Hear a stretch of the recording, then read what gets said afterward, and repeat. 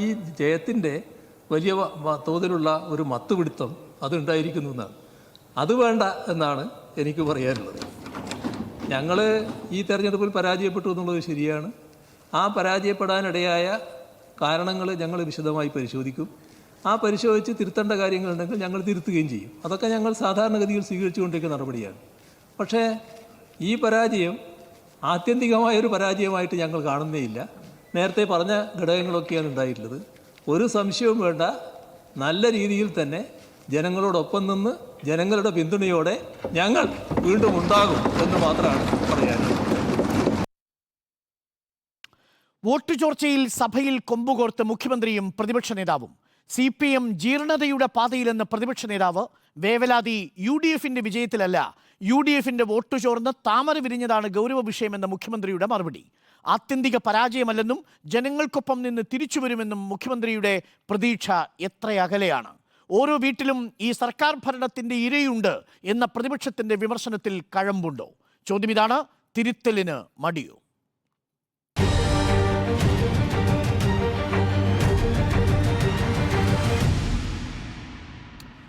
അതിഥികളായി നമുക്കൊപ്പം കോൺഗ്രസിൽ നിന്നും ശ്രീ രാജു പി നായർ, CPMൽ നിന്നും അഡ്വക്കേറ്റ് K അനിൽകുമാർ, BJPയിൽ നിന്നും TP ജയചന്ദ്രൻ മാഷ് എന്നിവർ. ആദ്യം ഞാൻ അഡ്വക്കേറ്റ് K അനിൽകുമാറിലേക്ക് പോകുന്നു. അഡ്വക്കേറ്റ് K അനിൽകുമാർ, ഇന്ന് മുഖ്യമന്ത്രിയും പ്രതിപക്ഷ നേതാവും നിയമസഭയിൽ പരസ്പരം ഏറ്റുമുട്ടിയപ്പോൾ പ്രതിപക്ഷ നേതാവ് പറഞ്ഞ വാചകം ഇതാണ്: ഈ തിരഞ്ഞെടുപ്പിൽ ഏറ്റവും പ്രധാനപ്പെട്ട തെളിവ്, ഏറ്റവും പ്രധാനപ്പെട്ട ഫലം CPM ഡീജനറേഷൻ്റെ അഥവാ ജീർണതയുടെ പാതയിലാണ് എന്നാണ്. പാർട്ടി അത് ഉൾക്കൊള്ളുന്നുണ്ടോ? PBയുടെ വിലയിരുത്തലിന് ശേഷമെങ്കിലും.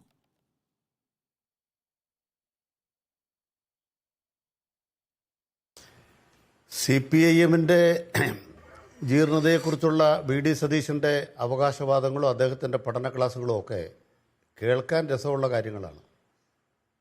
കാരണം അദ്ദേഹത്തിൻ്റെ തന്നെ പാർട്ടിയുടെ അവസ്ഥ എന്താണ് എന്ന് ഞാൻ പ്രത്യേകിച്ച് പറയേണ്ടതില്ല. തൃശ്ശൂരിൽ നടന്നുകൊണ്ടിരിക്കുന്ന അടി ആരുടെ ഡീജനറേഷനാണ് എന്ന് നമുക്കറിയാം. മാത്രമല്ല, മുഖ്യമന്ത്രി നിയമസഭയിൽ കണക്ക് പറഞ്ഞപ്പോൾ തല താഴ്ത്തിയിരിക്കുന്നൊരു പ്രതിപക്ഷ നേതാവിനെയാണ് നമ്മൾ കണ്ടത്. കാരണം കഴിഞ്ഞ ലോക്സഭാ തെരഞ്ഞെടുപ്പിനേക്കാൾ എത്ര വോട്ടുകളാണ് തൃശ്ശൂരിൽ കുറഞ്ഞത് എന്നും ആ കുറഞ്ഞ വോട്ടുകൾ എങ്ങനെയാണ് BJPയുടെ വിജയത്തിന് സഹായമായത് എന്നും കൃത്യമായ കണക്ക് നിരത്തിയാണ് മുഖ്യമന്ത്രി പ്രതിപക്ഷത്തോട് ഈ കാര്യങ്ങൾ പറഞ്ഞത്. അതുകൊണ്ട് കേരളത്തിലുണ്ടായ തെരഞ്ഞെടുപ്പ് ഫലവുമായി ബന്ധപ്പെട്ട് ഏതെങ്കിലും തരത്തിൽ ഒരാഖ്യാനം ഉണ്ടാക്കാൻ കഴിയുന്ന വലതുപക്ഷത്തിൻ്റെ കമ്മ്യൂണിസ്റ്റ് വിരുദ്ധ മാർക്സിസ്റ്റ് വിരുദ്ധ ആശയം, ആ ആശയം ഒരു കാരണവശാലും നിലനിൽക്കുന്നതല്ല എന്നുള്ളതാണ് യാഥാർത്ഥ്യം. രണ്ടാമത്തെ പ്രധാനപ്പെട്ട കാര്യം, അനിൽകുമാർ, ഒരു കാര്യം, ഇടതുപക്ഷ ജനാധിപത്യം വേണ്ടി ഞാൻ അതിലേക്ക് വരാം. നമുക്ക് വിശദമായി തന്നെ വിഷയം എടുക്കാം, എല്ലാവരുടെ പ്രതികരണങ്ങളും എടുത്തു പോകാം. താങ്കളുടെ ആദ്യത്തെ കമന്റ് എനിക്ക് കേട്ടപ്പോൾ ആ കമന്റിൽ എനിക്കൊരു ചോദ്യം. ഈ പ്രതിപക്ഷം തലതാഴ്ത്തിയിരിക്കുകയല്ല ചെയ്തത്, പ്രതിപക്ഷം തിരിച്ചടിക്കുന്നുണ്ട്. എങ്ങനെയാണ് കോൺഗ്രസിനേക്കാൾ CPMൽ നിന്ന് ഒരു പ്രത്യേക വിഭാഗത്തിന്റെ വോട്ടുകൾ ഒലിച്ചു പോയത് എന്ന് പ്രതിപക്ഷവും കണക്ക് പ്രകാരം തന്നെയാണ് കാര്യങ്ങൾ വിശദീകരിക്കുന്നത്.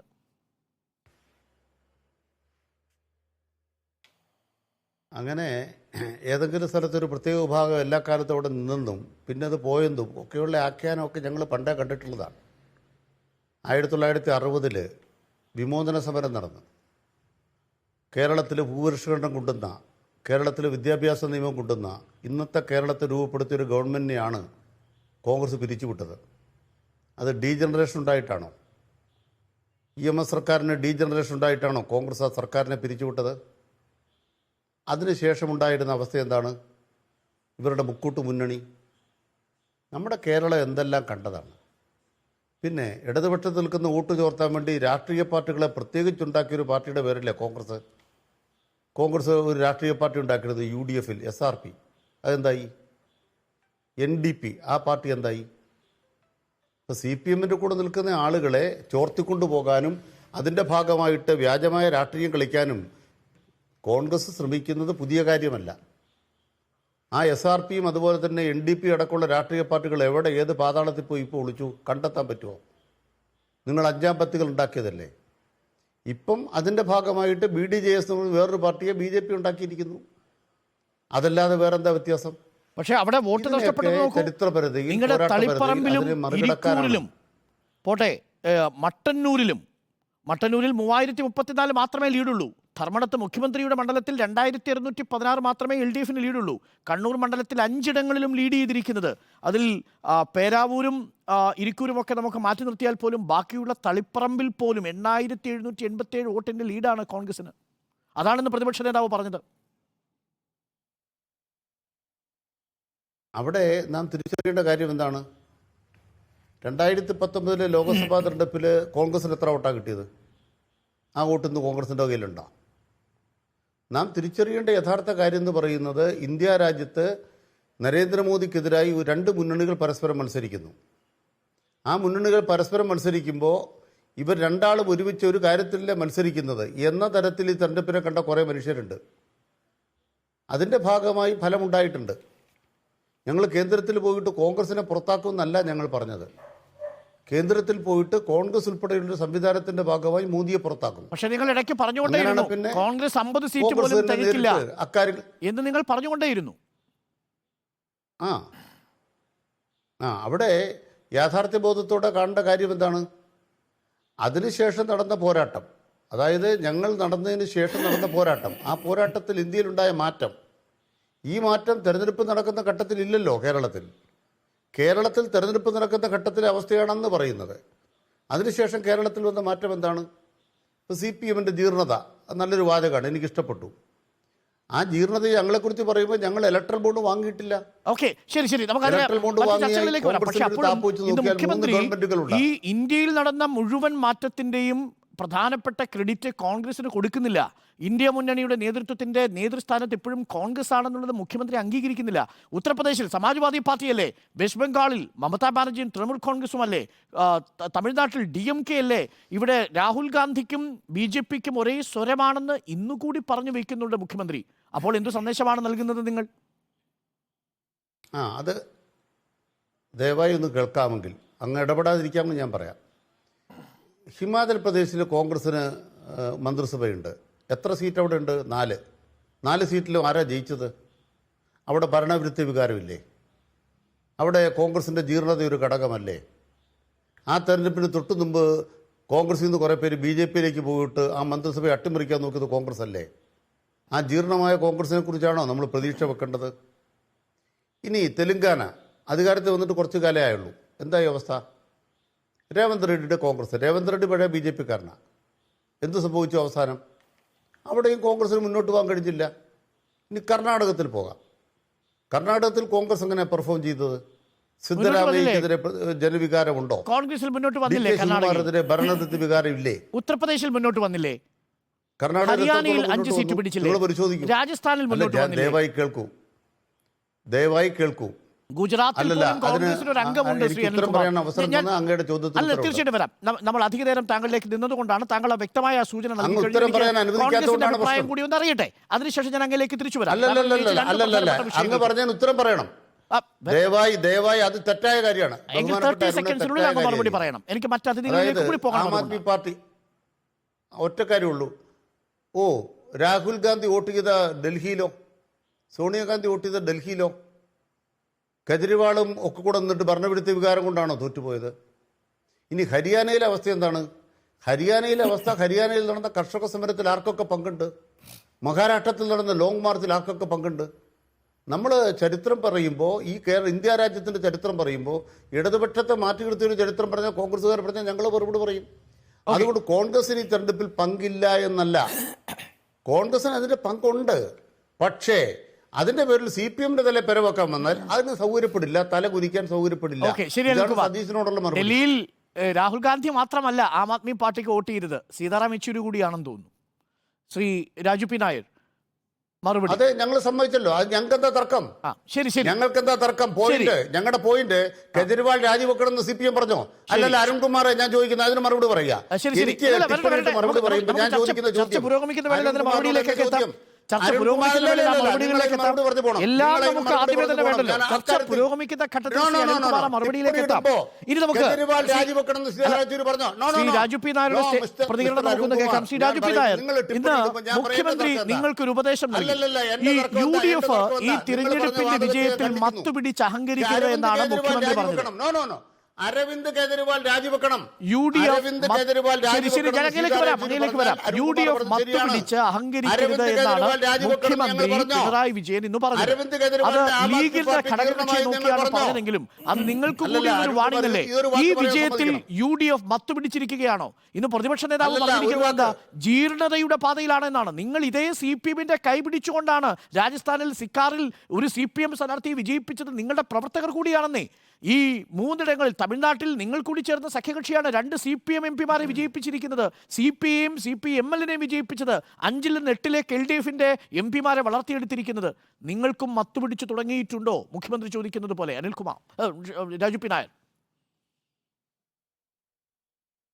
അനിൽകുമാർ, ഞങ്ങൾക്ക് യാതൊരു മത്തു പിടിച്ചിട്ടില്ല എന്ന് മാത്രമല്ല, ഈ തെരഞ്ഞെടുപ്പിന്റെ ഫലം ഞങ്ങൾക്ക് വലിയ ആശങ്കയാണ് ഉണ്ടാക്കുന്നത്. ആ ആശങ്ക കേരളത്തിന്റെ രാഷ്ട്രീയം BJPക്ക് വല്ലാത്തൊരു ഇടം നൽകുന്ന രീതിയിലേക്ക് CPM BJPയെ സഹായിച്ചുകൊണ്ട് നടത്തിയ ഒരു പ്ലാൻ, ആ പ്ലാൻ വർക്കൗട്ട് ചെയ്തതിൻ്റെ ഭാഗമായിട്ടാണ് കേരളത്തിൽ മുഴുവൻ BJPക്ക് നേരത്തെ ഉണ്ടായിരുന്നതിൽ നിന്ന് കുറച്ച് നേട്ടമുണ്ടാക്കാൻ സാധിച്ചിട്ടുള്ളത്. CPM-ന്റെ ഏറ്റവും സ്ട്രോങ് ഹോൾഡിൽ പോലും BJP നേട്ടമുണ്ടാക്കുന്ന അവസ്ഥയിലേക്ക് കാര്യങ്ങൾ പോയി. 18 സീറ്റ് ഞങ്ങൾ ജയിച്ചു എന്നുള്ള വാസ്തവമാണ്. പക്ഷെ ആ തെരഞ്ഞെടുപ്പിന്റെ റിസൾട്ടിനെ ആഴത്തിൽ പഠിക്കേണ്ടതായിട്ടുണ്ട്. അങ്ങനെ പഠിക്കുമ്പോൾ കേരള രാഷ്ട്രീയത്തെ മാറ്റുന്ന രീതിയിൽ ഒരു ബംഗാളിന്റെ ഒരു കർട്ടൻ റൈസറായിട്ട് കേരളത്തിൽ ഈ തെരഞ്ഞെടുപ്പിനെ മാറുന്നുണ്ടോ എന്നുള്ള വലിയ ആശങ്കയോടുകൂടിയാണ് ഞങ്ങൾ നിൽക്കുന്നത്.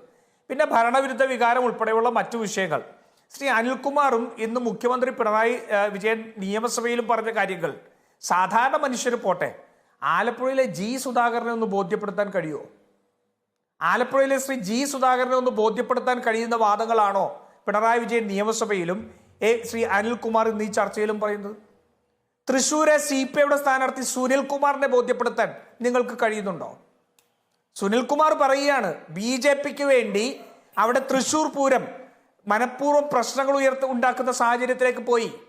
തൃശ്ശൂർ മേയർക്ക് അതിൽ വലിയ പങ്കുണ്ട്, മേയറെ മാറ്റണം എന്ന് പറഞ്ഞത് കോൺഗ്രസ് ആണോ? അല്ലല്ലോ, സുനിൽകുമാറാണ്. അപ്പോ കേരളത്തിൽ വളരെ കൃത്യമായിട്ടുള്ള ഒരു രാഷ്ട്രീയ ധാരണ വർക്കൗട്ട് ചെയ്തു എന്നുള്ളത് ഈ തെരഞ്ഞെടുപ്പിന് ആദ്യഘട്ടം മുതൽ ഇപ്പോൾ വരെയുള്ള സംഭവ വികാസങ്ങളെ മനസ്സിലാവും. അവിടെയാണ് ഞങ്ങൾക്ക് ആശങ്കയായി മാറുന്നത്. ഗുരുവായൂരിൽ നിങ്ങൾക്ക് 8000 വോട്ട് കുറഞ്ഞത് എങ്ങനെയാണ്? കോൺഗ്രസിന് BJP CPM ബന്ധം ഉള്ളത് കൊണ്ടാണോ? മണലൂരിൽ നിങ്ങൾക്ക് 13000 വോട്ട് കുറഞ്ഞത് എങ്ങനെയാണ്? CPM BJP ബന്ധമുള്ളത് കൊണ്ടാണോ? ഒല്ലൂരിൽ 16000 വോട്ട് കോൺഗ്രസിന് കുറഞ്ഞത് CPM BJP ബന്ധമുള്ളത് കൊണ്ടാണോ? തൃശ്ശൂരിൽ 15000 വോട്ട് കുറഞ്ഞത് BJP CPM ബന്ധമുള്ളത് കൊണ്ടാണോ? നാട്ടികയിൽ 14000, ഇരിങ്ങാലക്കുടയിൽ 11000, പുതുക്കാട് 14000 വോട്ട് കോൺഗ്രസിൽ നിന്ന് BJPയിലേക്ക് ഷിഫ്റ്റ് ചെയ്തത് CPM BJP ബന്ധമുള്ളത് കൊണ്ടാണോ? അനിൽകുമാർ, ഈ പണ്ട് നമ്മൾ ഈ ഭക്ഷണത്തിന്റെ കാര്യത്തിൽ പറയുന്നുണ്ട്, ഓരോ ധാന്യത്തിലും അത് കഴിക്കുന്നവന്റെ പേര് കൊത്തിവെച്ചിട്ടുണ്ടാവുന്നുള്ളൂ. എന്തായാലും വോട്ടിൽ അങ്ങനെ പേര് കൊത്തിവെച്ചിട്ടില്ല. ഏതെങ്കിലും ഒരു സ്ഥാനാർത്ഥിക്ക് വോട്ട് കുറഞ്ഞുകൊണ്ട് ആ വോട്ടുകളെല്ലാം മറ്റൊരു സ്ഥാനാർത്ഥിക്കാണ് പോയത് എന്നുണ്ടാക്കുന്ന നിഗമനം ആ പരാജയത്തിൽ നിന്നുള്ള ഉത്തരവാദിത്വം മാറാൻ മാത്രമേ സാധിക്കുകയുള്ളൂ. എങ്ങനെയാണ് വോട്ടിന്റെ ഫ്ലോ ഉണ്ടായതെന്നും എങ്ങനെയാണ് അവരുടെ രാഷ്ട്രീയം വർക്കൗട്ട് ചെയ്തതെന്നും വളരെ കൃത്യമായിട്ട് പഠിക്കണം. അതുകൊണ്ടാണ് തൃശ്ശൂരിനെ ഒറ്റപ്പെടുത്തി കാണാൻ കഴിയില്ല. ഈ സംസ്ഥാനത്ത് മുഴുവൻ തിരുവനന്തപുരം ഉൾപ്പെടെയുള്ള സ്ഥലങ്ങളിൽ മന്ത്രിമാരിരിക്കുന്ന സിറ്റിംഗ് സീറ്റിൽ CPM-ന്റെ വോട്ട് പോയില്ലേ? BJP 1-ാം സ്ഥാനത്തെത്തിയില്ലേ? ഞാനൊന്ന് ചോദിക്കട്ടെ അരുൺകുമാർ, ഈ തെരഞ്ഞെടുപ്പിൽ CPM-ന്റെ അണികൾക്കും അനുഭാവികൾക്കും CPM നൽകിയ രാഷ്ട്രീയ സന്ദേശം എന്താ? ഈ രാഷ്ട്രീയ പോരാട്ടത്തിൽ എവിടെയെങ്കിലും മുഖ്യമന്ത്രി പിണറായി വിജയൻ BJPക്കെതിരെ ഒരു പോരാട്ടം നടത്തിയോ? BJPക്കെതിരെ നിങ്ങൾക്ക് ഓർക്കാൻ കഴിയുന്ന ഒരു പ്രസ്താവന ഈ തെരഞ്ഞെടുപ്പ് കാലത്ത് മുഖ്യമന്ത്രിയുടെ ഉണ്ടായിരുന്നോ? അരുൺകുമാർ ഒരു മാധ്യമ പ്രവർത്തകൻ എന്ന് പറയൂ.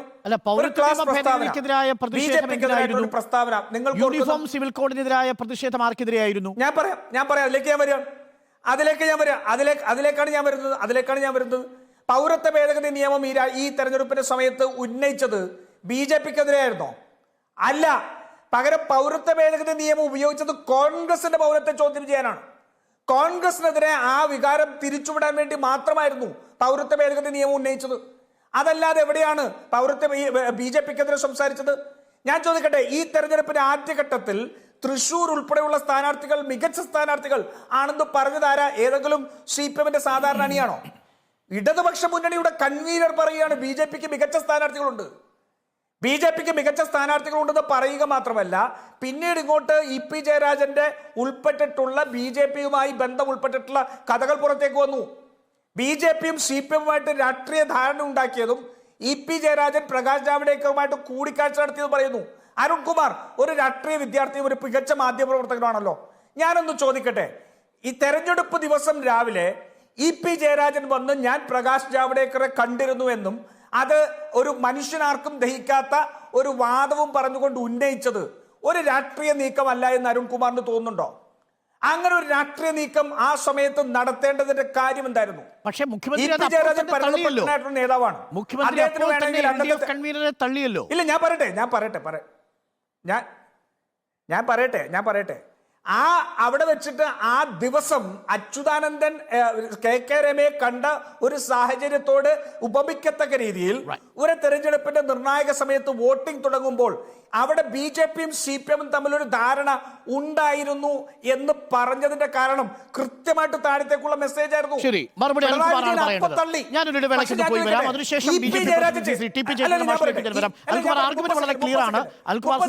പ്രധാനപ്പെട്ട വിഷയങ്ങൾ നമ്മുടെ മുന്നിലുണ്ട്. മറുപടി പറയേണ്ട വിഷയങ്ങളാണ്. അരുൺ 30 സെക്കൻഡ് ഞാനിത് പറഞ്ഞു തീർത്തോട്ടെ. ആ EP ജയരാജനെ തള്ളിയ പിണറായി വിജയൻ CPM-ന്റെ സംസ്ഥാന സമിതി കൂടിയപ്പോ EP ജയരാജനെ തള്ളിയില്ലല്ലോ. എന്താ EP ജയരാജനെ തള്ളാഞ്ഞു? ഒരു തെരഞ്ഞെടുപ്പിന്റെ ഏറ്റവും നിർണായകമായ തെരഞ്ഞെടുപ്പിന്റെ അന്ന് രാവിലെ പാർട്ടിയെ പ്രതിസന്ധിയിലാക്കിയ ഇടതുമുന്നണിയുടെ കൺവീനറെ എന്തിനു പിണറായി വിജയൻ സംരക്ഷിച്ചു? അപ്പോൾ വളരെ കൃത്യമാണ്, അജണ്ട കൃത്യമായിരുന്നു. അതുകൊണ്ടാണ് G സുധാകരന് പോലും ബോധ്യപ്പെടുത്താതെയായിട്ട് ഈ വാദ്യം മാറുന്നത്. അതുകൊണ്ടാണ് CPM-ന്റെ വോട്ടുകൾ BJP-യിലേക്ക് ഒഴിയത്. അതുകൊണ്ടാണ് കേരളം പറയുന്നത് ബംഗാളിന്റെ തനിയാവർത്തനം ബംഗാളും ത്രിപുരയും ആവർത്തിക്കും. ഇടവേളയ്ക്ക് ശേഷം തിരിച്ചു വരാം. TP ജയചന്ദ്രൻ മാഷ് BJP പ്രതിനിധി നമുക്കൊപ്പം ചേരുന്നു. TP ജയചന്ദ്രൻ മാഷ്, നോക്കൂ, ഇത് 2019 കണ്ട ഒരു പ്രതിഭാസത്തിന്റെ ആവർത്തനം എന്നതിനും അപ്പുറം BJPക്ക് ആഹ്ലാദം നൽകാൻ ഒരു സീറ്റും എന്നതിനും അപ്പുറം ഈ 3% വർധനവ് ഇനി വരാൻ പോകുന്ന തിരഞ്ഞെടുപ്പുകളിലും BJP നേടാൻ പോകുന്ന നേട്ടമായി നിങ്ങൾ എങ്ങനെയാണ് കണക്കുകൂട്ടുക? കാരണം ആദ്യമായി തന്നെ താമര വിരിയിച്ച സ്ഥാനാർത്ഥി പറഞ്ഞത് ഈ തിരഞ്ഞെടുപ്പ് ഒരു രാഷ്ട്രീയ വിജയമല്ലെന്നും തന്റെ വ്യക്തിപ്രഭാവത്തിന് കിട്ടിയ വോട്ടാണെന്നാണ്. എന്ന് പറഞ്ഞാൽ അതൊരു പൊളിറ്റിക്കൽ ട്രെൻഡായിട്ട് കാണാൻ കഴിയുമോ എന്നതാണ് ചോദ്യം. TP ജയചന്ദ്രൻ മാഷ്. അരുണേ, വളരെ കൃത്യമായിട്ട് നമുക്ക് കേരളത്തിലെ തെരഞ്ഞെടുപ്പുകളുടെ ഡാറ്റകൾ വെച്ച് വിശകലനം ചെയ്യുമ്പോൾ ഈ അവകാശവാദങ്ങൾക്കൊന്നും ഒരു സ്ഥാനവുമില്ല എന്ന് നമുക്ക് കാണാൻ സാധിക്കും. 19 MP-മാരുണ്ടായിരുന്ന UDF-ന് 18 MP-മാരെ കിട്ടുന്നു. നോക്കൂ, കേരളത്തിൽ കുറേ കാലമായി പ്രവർത്തിക്കുന്ന ഒരു കുറുമുന്നണിയുടെ പ്രവർത്തനങ്ങൾ വളരെ വിശദമായിട്ടും വ്യക്തമായിട്ടും പുറത്തു വന്നു. ഒരു നേർച്ചക്കോഴിയെപ്പോലെ ഒരു കോൺഗ്രസ് നേതാവ് ഭാരതീയ ജനതാ പാർട്ടിയുടെ പ്രധാന മത്സര സ്ഥലങ്ങളിലൊക്കെ വന്ന് അവിടെ വോട്ടുകൾ ബൾക്കായിട്ട് ഇടതുപക്ഷ സ്ഥാനാർത്ഥിക്ക് മറച്ചു കൊടുത്ത് അവരുടെ കുറുമുന്നണിക്ക് രൂപം കൊടുത്തിരുന്നത് ആദ്യമായി കേരളത്തിൽ പരാജയപ്പെടുന്നത് തൃശ്ശൂരിലാണ്. അതിൻ്റെ കലാപത്തിൻ്റെ തുടക്കവും കുറിച്ചു. പാർട്ടിയുടെ ജില്ലാ അധ്യക്ഷനും അവരുടെ മുന്നണിയുടെ ജില്ലയുടെ ചുമതലക്കാരനുമൊക്കെ സ്ഥാനം തെറിക്കുകയും ഇതിനെക്കുറിച്ച് അന്വേഷിക്കരുത് എന്ന് പറയുമ്പോൾ അദ്ദേഹം എന്തൊക്കെയോ ഒളിച്ചു വെക്കുന്നു എന്ന് സംശയിച്ചാൽ നമുക്ക് ആരെ കുറ്റപ്പെടുത്താൻ സാധിക്കുമോ? ഡോക്ടർ അരുൺകുമാർ, എന്തുകൊണ്ടാണ് K മുരളീധരൻ തൃശ്ശൂരിൽ ഉണ്ടായിരിക്കുന്ന കോൺഗ്രസിൻ്റെ വീഴ്ചകളെക്കുറിച്ചും ഏതൊക്കെ നേതാക്കന്മാർ എന്തൊക്കെ ചെയ്തു എന്ന ചോദ്യത്തിന് ഒരു അന്വേഷണം നടത്തേണ്ട എന്ന് പറയുന്നതിൻ്റെ പുറകിലുള്ള മനഃശാസ്ത്രം എന്താണ്? ഇനി താങ്കൾ ചോദിച്ച ചോദ്യത്തിലേക്കുള്ള ഉത്തരം കേവലം ഒരു ഒരു ഒരു ഒരു ഒരു അപ്രതീക്ഷിതമായ വിജയമാണോ കേരളത്തിലുണ്ടായത്? നോക്കൂ ഡാറ്റകൾ. 2019 31 ലക്ഷം വോട്ടുകൾ, 31,56,000 വോട്ടുകളായിരുന്നു BJPക്ക് ഉണ്ടായിരുന്നത്. അതിന്ന് 38,37,000 ആകുമ്പോൾ BJPയുടെ വോട്ടിംഗ് ശതമാനം താങ്കൾ പറഞ്ഞ 3-ലേക്ക് വരുന്നു. അഹങ്കരിക്കുന്ന കോൺഗ്രസിന് 96 ലക്ഷം വോട്ടുള്ളത് 90 ലക്ഷമായി കുറയുന്നു. 47.28% നിന്ന് 45.14 ആവുന്നു. 71,24,000 വോട്ട് കിട്ടിയിരുന്ന ഇടതുപക്ഷത്തിന് 66,65,000 ആകുമ്പോൾ 4.5 ലക്ഷം വോട്ടുകൾ. ഈ ക്രോസ് വോട്ടിംഗ് നടന്നിട്ട് പോലും ഒരു പരസ്പര ധാരണയിലുണ്ടായ കുറുമുന്നണി ഇന്ത്യ രാജ്യത്തിലെ NDAയുടെ ഘടകകക്ഷികൾ തമ്മിൽ നടത്തിയിട്ടും ഇരു മുന്നണികൾക്കും വോട്ട് കുറയുക മാത്രമല്ല അരുൺ. പക്ഷേ നിങ്ങൾക്ക് 9 മണ്ഡലങ്ങളിൽ കെട്ടിവെച്ച കാശ് നഷ്ടപ്പെട്ടു ജയചന്ദ്രൻ. TP ജയചന്ദ്രൻ മാഷേ, 9 മണ്ഡലങ്ങളിൽ നിങ്ങൾക്ക് കെട്ടിവെച്ച കാശ് നഷ്ടപ്പെട്ടു. അരുൺകുമാറെ, അതിനു മുമ്പ് BJPക്ക് എത്ര മണ്ഡലങ്ങളിൽ കെട്ടിവെച്ച കാശ് ഉണ്ടായിരുന്നു എന്നതും കൂടി നമ്മൾ നോക്കണ്ടേ? 3-ാം സ്ഥാനത്ത് പോയവരെ നമ്മൾ നോക്കണ്ടേ? അതൊക്കെ നിങ്ങൾ വിട്ടേക്കൂ. അരുൺകുമാർ, കേരളത്തിലെ മുഖ്യമന്ത്രിയുടെ ധർമ്മടം മണ്ഡലത്തിൽ അദ്ദേഹത്തിന്റെ സ്വന്തം ബൂത്തിൽ 53 വോട്ട് കിട്ടിയ BJPക്ക് 115 വോട്ടുകൾ നേടാനായത് ചില്ലറ കാര്യമാണോ? എളമരം കരീമിന്റെ സ്വന്തം മണ്ഡലത്തിൽ കോഴിക്കോട്ട് ഭാരതീയ ജനതാ പാർട്ടിയുടെ വോട്ടുകൾ അദ്ദേഹത്തിന് 2ാം സ്ഥാനത്താക്കുകയും BJP 1ാം സ്ഥാനത്തെയും ചെയ്യുന്ന നിസ്സാരമാണോ? കോഴിക്കോട്ടെ സിറ്റി MLA തോട്ടത്തിൽ രവീന്ദ്രന്റെ ബൂത്തിൽ BJP 1ാം സ്ഥാനത്ത് വരുന്നത് നിസ്സാരപ്പെട്ട കാര്യമാണോ? നോക്കൂ, ഇവിടെ മറ്റൊന്നും കൂടി നമ്മൾ അറിയണം അരുൺകുമാറെ, രാഷ്ട്രീയ നിരീക്ഷണം നടത്താൻ താങ്കളെപ്പോലുള്ള പഠിക്കേണ്ട കാര്യമാണ്. മൊറാഴ കേരളത്തിന്റെ ഇടതുപക്ഷത്തിന്റെ പാകപ്പെട്ട സമരമുഖത്തുള്ള ആ മണ്ഡലത്തിലെ മൊറാഴയിലെ സമരമുഖത്ത് BJPക്ക് 176 വോട്ടുകൾ കിട്ടിയിരിക്കുന്നു. ധർമ്മടം മണ്ഡലത്തിൽ, ഇവിടെ ആലപ്പുഴയിൽ കേരളത്തിലെ ഇടതുപക്ഷത്തിന്റെ വിപ്ലവത്തിന്റെ വിത്ത് വാകിയ മണ്ണിൽ അതിപ്പോൾ G. സുധാകരൻ തുറന്നു പറഞ്ഞിരിക്കുന്നു. അപ്പോൾ ഒരു കാര്യം നമ്മൾ രാഷ്ട്രീയമായി നിരീക്ഷിച്ച് മനസ്സിലാക്കണം. കേരളത്തിലെ കോൺഗ്രസിന്റെ തലതൊട്ടപ്പന്മാരുടെ വീടുകളിൽ മാത്രമല്ല, K. കരുണാകരന്റെയും AK ആന്റണിയുടെയും വീടുകളിൽ മാത്രമല്ല, മാർക്സിസ്റ്റ് പാർട്ടിയുടെ കോട്ടകൊത്തളങ്ങളുടെ വോട്ട് ബാങ്കുകളിൽ പോലും ഭാരതീയ ജനതാ പാർട്ടി വലിയ മുന്നേറ്റം ഉണ്ടാക്കിയതായിട്ട് G. സുധാകരനും ഏറ്റവും അവസാനം P. ജയരാജനും ഒക്കെ പറയുമ്പോൾ അതിനെക്കുറിച്ച് ഐക്യ ജനാധിപത്യ മുന്നണി നേടിയ നേട്ടമല്ല, ഭാരതീയ ജനതാ പാർട്ടി നേടിയ നേട്ടമാണ് എന്നെ അസ്വസ്ഥമാക്കുന്നത് എന്ന് കേരളത്തിലെ മുഖ്യമന്ത്രി പറയുന്നുവെങ്കിൽ അരുൺകുമാറെ, സൂക്ഷ്മമായി രാഷ്ട്രീയ നിരീക്ഷണം നടത്തുന്ന ഞങ്ങളെപ്പോലുള്ളവർക്ക് ഒരു കാര്യം ബോധ്യപ്പെടും. കേരളത്തിലെ ഇടത് വലത് മുന്നണികൾ ഈ കാലാകാലങ്ങളിലായിട്ട് ഭാരതീയ ജനതാ പാർട്ടിയുടെ വളർച്ചയെ തടയാൻ കാട്ടിയ അവിശുദ്ധമായ സഖ്യം, ആ സഖ്യം ഇന്ന് മറനീക്കി പുറത്തു വരുമ്പോൾ അതിനെയും മറികടന്നുകൊണ്ട് ഭാരതീയ ജനതാ പാർട്ടിയുടെ ജനകീയ അടിത്തറ വിപുലപ്പെടുത്തുകയും അത് ഇരു മുന്നണികളുടെയും ഉറക്കം കെടുത്തുകയും ചെയ്യുമ്പോൾ, അതിൻ്റെ പേരിൽ വഴക്കും പത്കാണും തൃശ്ശൂരിൽ ഉണ്ടാകുമ്പോൾ ഭാരതീയ ജനതാ പാർട്ടിക്കും ദേശീയ ജനാധിപത്യ സഖ്യത്തിനുമെതിരായുള്ള കള്ളപ്രചരണങ്ങളെ മറികടന്ന് കേരളവും ദേശീയതയ്ക്കൊപ്പം പാകപ്പെട്ടു തുടങ്ങിയതിൻ്റെയും സൂചനയാണ് വരും നാളുകൾ നടക്കാൻ പോകുന്ന വലിയ രാഷ്ട്രീയ രണ്ടാം സ്ഥാനത്ത് പോലും കൊണ്ടുവരാൻ കഴിഞ്ഞില്ലല്ലോ ടി പി ജയചന്ദ്രൻ. നോക്കൂ, ഇവിടെ നടന്ന മത്സരത്തിൽ ഏറ്റവും ശ്രദ്ധേയമായ മത്സരങ്ങളിൽ ഒന്ന് പത്തനംതിട്ടയായിരുന്നു. അവിടെ കാര്യമായ ക്രിസ്ത്യൻ ബെൽറ്റുള്ള മണ്ഡലത്തിൽ ഇപ്പോൾ നിങ്ങൾക്ക് ഇൻട്രോഡ് ഉണ്ടാക്കാൻ സാധിച്ചില്ല. കോട്ടയത്ത് നിങ്ങൾ കരുതിയതുപോലെ ക്രിസ്ത്യൻ വോട്ടുകൾ നിങ്ങളിലേക്ക് ഒഴുകിയെത്തിയില്ല. എന്തിനേറെ തിരുവനന്തപുരത്ത് പോലും LC വിഭാഗത്തിന്റെ വോട്ട് നിങ്ങളിലേക്ക് ഒഴുകിയെത്തിയില്ല. തൃശ്ശൂരിൽ മാത്രമായുള്ളൊരു പ്രതിഭാസം, ഞാനതിനെ ഒരു മിന്നൽ പ്രതിഭാസമായിട്ട് സാധാരണ നമ്മൾ പറയും ക്ലൗഡ് ബേസ്റ്റ് എന്ന് പറയും, മേഘവിസ്ഫോടനം എന്ന് പറയുന്നത് പോലെ തിരഞ്ഞെടുപ്പിന്റെ സമയത്ത് ചില പ്രത്യേക കേന്ദ്രങ്ങൾ മാത്രം ലക്ഷ്യമിട്ടുള്ള ഒരു വോട്ട് സ്ഫോടനമല്ലേ നടന്നിട്ടുള്ളത്. ചില ഇടങ്ങളിൽ നിന്ന് നിങ്ങൾ കരുതിയ വോട്ടുകളൊന്നും നിങ്ങൾക്കൊപ്പമില്ല. ഇത് മോദിയുടെ 400 സീറ്റ് തികയ്ക്കാൻ പോകുന്നുവെന്ന പ്രചണ്ഡ പ്രചരണത്തിന് മുന്നിൽ കേരളത്തിലെ 2 പ്രധാനപ്പെട്ട കമ്മ്യൂണിറ്റികളിൽ നിന്ന് കുറച്ച് വോട്ടുകൾ മാറി എന്നതിനുമപ്പുറം അടിസ്ഥാനമായി കേരളം മാറിയിട്ടില്ലല്ലോ ടി പി ജയചന്ദ്രൻ മാഷേ. അതാണ് ഇന്നിപ്പോൾ പ്രതിപക്ഷ നേതാവ് പറഞ്ഞത്. ചില മാറ്റങ്ങൾ സംഭവിക്കുന്നു, കരുതിയിരിക്കണം. നമ്മൾ ഭരിച്ചിരുന്ന ഇടത്തേക്ക് മൂന്നാമതൊരാൾ വരാൻ പോകുന്നുവെന്നാണ് ഇന്ന് പ്രതിപക്ഷ നേതാവ് പറഞ്ഞത്. T P Jayachandran. ഡോക്ടർ അരുൺകുമാറിന് ഇതിനെക്കുറിച്ച് മാറ്റി ചിന്തിക്കണമെങ്കിൽ കുറച്ച് കാലം കൂടി കാത്തിരിക്കേണ്ടി വരും അരുൺകുമാറെ. അത് അരുൺകുമാറിന്റെ മാത്രം കുഴപ്പമല്ല, അരുൺകുമാർ വെച്ചൊരു കണ്ണടയുടെ വിഷയം കൂടി അതിനകത്തുണ്ട്.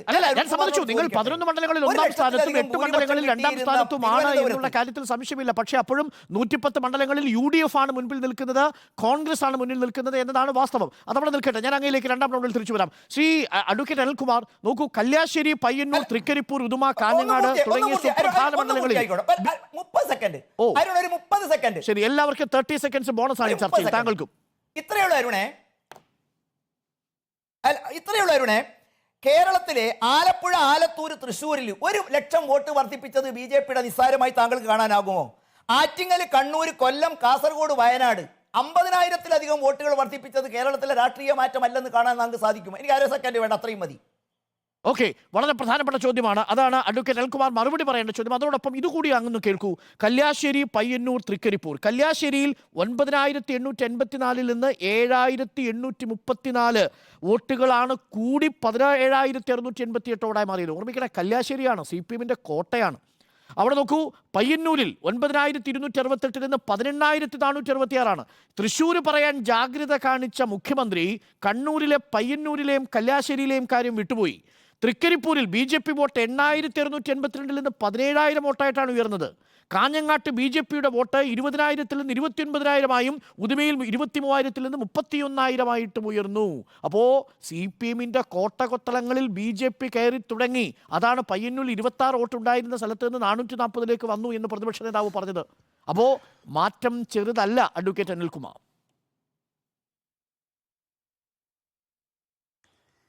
ഈ വർഗീയതയുടെ വേലിയേറ്റം ഉണ്ടായിക്കഴിഞ്ഞാൽ മതനിരപേക്ഷ പ്രസ്ഥാനങ്ങൾക്ക് തിരിച്ചടി ഉണ്ടാകുമെന്നുള്ളത് പുതിയ കാര്യമല്ല. നരേന്ദ്രമോദി സർക്കാരിൻ്റെ 10 കൊല്ലക്കാലം എടുത്തു നോക്കിക്കഴിഞ്ഞാൽ ഇന്ത്യ രാജ്യത്ത് വർഗീയതയുടെ അധിനിവേശം ഉണ്ടായിട്ടുണ്ട്.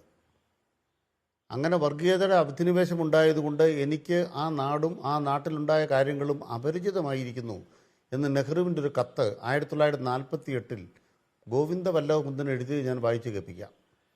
അത് അയോധ്യയിൽ ബാബർ മസ്ജിദിനകത്ത് ഒരു രാമവിഗ്രഹം തിരികെ കയറ്റിയ രാത്രിയിൽ ആ സംഭവം പറഞ്ഞപ്പോൾ അദ്ദേഹം എഴുതിയ കത്താണ്. അന്ന് ഫൈസാബാദ് മണ്ഡലത്തിൽ സോഷ്യലിസ്റ്റ് നേതാവായ ആചാര്യ നരേന്ദ്രദേവിനെ തോൽപ്പിക്കാൻ അന്ന് കോൺഗ്രസ് കാണിച്ച ഒരു പരിപാടിയാണത്. അത് പിന്നീട് ഇന്ത്യയിൽ എവിടെ വരെ എത്തി? ഈ തെരഞ്ഞെടുപ്പുമായി ബന്ധപ്പെട്ട് ഇപ്പോൾ RSS പോലും അപലപിക്കുന്ന തരത്തിലാണ് മുസ്ലിം മതവിദ്വേഷം പ്രചരിപ്പിച്ചത്. ആ മതവിദ്വേഷത്തിൻ്റെ ഭാഗമായ വെറുപ്പിൻ്റെ ഉൽപ്പാദനമല്ലേ നടക്കുന്നത്? വെറുപ്പ് ഉൽപ്പാദിപ്പിച്ചാൽ വിവേകം ഉണ്ടാവും ആളുകൾക്ക്. ആളുകൾ ജീവിതാനുഭവം വെച്ചാണ് വോട്ട് ചെയ്യുന്നത്. അയോധ്യയിൽ വർഗീയതയുടെ ആ വേലിയേറ്റം താഴേക്ക് പോയപ്പോൾ വർഗീയതയുടെ വേലിയേറ്റം നമ്മുടെ നാട്ടിലുണ്ടായി. ആലപ്പുഴയിൽ എന്താ നടന്നത്?